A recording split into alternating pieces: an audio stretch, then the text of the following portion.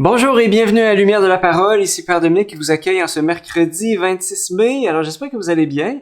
Alors j'aime toujours souhaiter la bienvenue à ceux et celles qui n'ont pas l'habitude de venir à l'église. Alors vous êtes chez vous, chez nous. Alors ça me fait plaisir de vous accueillir tout spécialement. Alors on est tous disciples de Jésus, on se met à l'écoute de sa parole.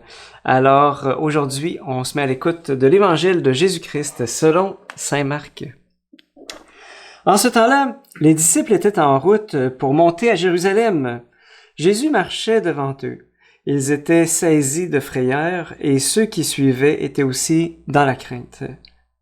Prenant de nouveau les 12 auprès de lui, il se mit à leur dire ce qui allait lui arriver. « Voici que nous montons à Jérusalem. Le Fils de l'homme sera livré aux grands prêtres et aux scribes. Ils le condamneront à mort, ils le livreront aux nations païennes, se moqueront de lui, crachant sur lui, le flagelleront et le tueront.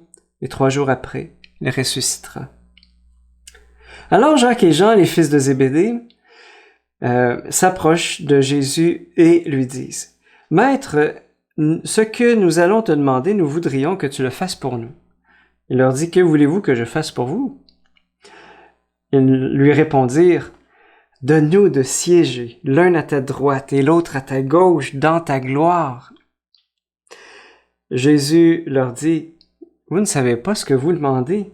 Pouvez-vous boire à la coupe que je vais boire et être baptisé du baptême dans lequel je vais être plongé? » Ils lui dirent « Nous le pouvons. » Jésus leur dit « La coupe que je vais boire, vous la boirez, et vous serez baptisés du baptême dans lequel je vais être plongé.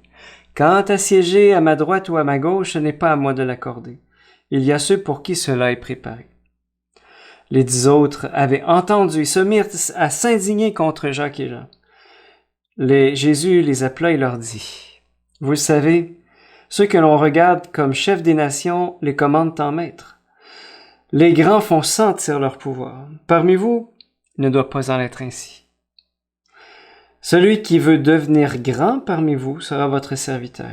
Celui qui veut être parmi vous le premier sera l'esclave de tous. Car le Fils de l'homme n'est pas venu pour être servi, mais pour servir et donner sa vie en rançon pour la multitude. » Acclamons la parole de Dieu. Louange à toi, Seigneur Jésus. S'il y a une chose que l'on doit retenir dans l'évangile qu'on vient d'entendre, c'est que Jésus prend vraiment ses disciples là où ils sont pour les amener plus loin. Et Jésus fait la même chose aujourd'hui avec nous. Dans la première partie de l'évangile, Jésus est clair. Il va souffrir et mourir à Jérusalem. Et le sens de sa mort est tout aussi clair. Il donne sa vie en rançon pour la multitude. C'est-à-dire que Jésus a conscience que son sang sera versé pour le pardon de nos péchés. Jésus est complètement dans le don, dans l'abaissement, dans le service, dans l'humilité. Jacques et Jean, eux, et les autres disciples d'ailleurs, sont complètement ailleurs. Ils sont pas là pantoute. Imaginez, juste après que Jésus a dit « Voici que nous montons à Jérusalem où le Fils de l'homme sera livré », les 2 zouaves s'approchent pour lui demander « Donne-nous de siéger, l'un à ta droite, l'autre à ta gauche. » Mais les pauvres, à quoi au fond pouvaient-ils s'attendre? Parce que comme tous les Juifs, les disciples, en fait, attendaient le Messie. Le Messie qui était le fils de David. David qui avait affronté les Philistins. Eh bien, il se disait, le fils de David, il va affronter les Romains. À la manière d'Astérix ou Obélix, hein? on se rappelle le traitement que Astérix et Obélix leur ont fait subir.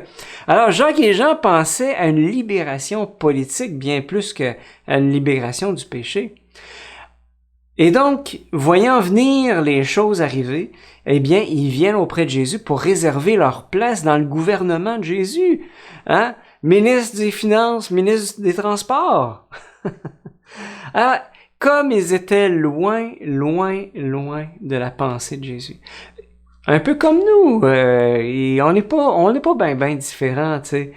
Parce qu'on n'est pas tellement préoccupé de s'abaisser puis de servir qu'au contraire du désir d'être élevé, être reconnu pour notre juste valeur. Voilà. Au fond, on a le désir d'exister dans le regard des autres. On a soif de la gloire qui vient des hommes, mais non pas de la gloire qui vient de Dieu. Et c'est là que Jésus nous donne un enseignement capital. Il dit, vous voyez la soif de pouvoir autour de vous, là? De la part des grands de ce monde, eh bien, les gars, pour vous, rien de tel. Celui qui veut devenir grand parmi vous sera votre serviteur. Celui qui veut être le premier sera l'esclave de tous, car le Fils de l'homme n'est pas venu pour être servi, mais pour servir et donner sa vie en rançon pour la multitude. Même dans l'Église, cette parole de Jésus, elle est difficile à recevoir et difficile à appliquer. Parce qu'on a tous, en fait, une blessure de reconnaissance. On veut tous être importants, avoir de l'influence, parce qu'en fait, on veut tous exister. On veut tous exister. Et la crainte de ne pas être reconnu, d'être mis de côté, est si forte que l'on oublie tellement facilement les paroles du Maître qui s'est fait serviteur. Et pourtant, ces paroles-là sont guérison pour notre cœur. Parce que celui qui prend le chemin de Jésus entre sur un chemin de service et qui est guérison du cœur. Et comme elle résonne pour moi aujourd'hui, cette parole du Maître, le Fils de l'homme n'est pas venu pour être servi et pour servir. Comme elle résonne, cette parole-là, je pense, et donc on pourrait prendre le temps de l'accueillir dans notre cœur, cette parole-là. Où est-ce que j'en suis, au fond, dans ma suite de Jésus, qui est pas venu pour être servi, mais pour servir? Où est-ce que j'en suis dans mon désir de reconnaissance versus mon désir de service? Demandons à Jésus que la mise en pratique de son évangile soit guérison pour notre cœur, car nous existons pour le cœur du Père qui nous aime infiniment. C'est à lui que je demande de vous bénir aujourd'hui, avec toute sa tendresse, lui qui est Père, Fils et Saint-Esprit. Amen.